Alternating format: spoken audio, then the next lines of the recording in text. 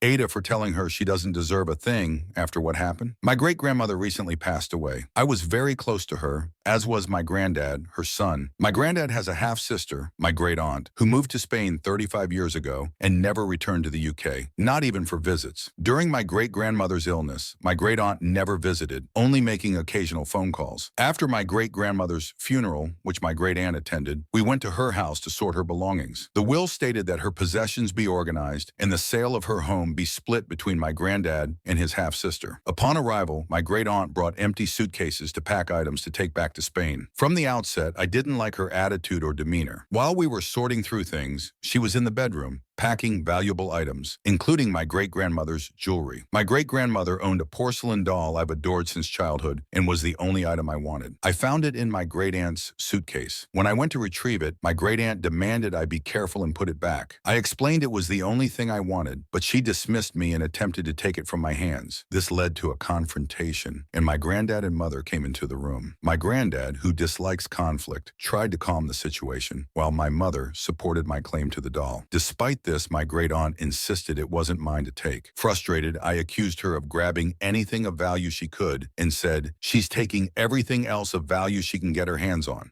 My granddad tried to placate me by saying it was okay, but I disagreed and left the room with the doll. My great-aunt followed, arguing that she had always loved the doll too. I lost my temper and told her, "The fact you haven't given a fuck about this family for over 30 years, didn't even come when your mother was ill, and only showed up after she died, thinking you are entitled to anything is crazy. You deserve nothing." I went to put the doll in my car, and my granddad followed, suggesting I let her have the doll and he would compensate me with some money from the house sale.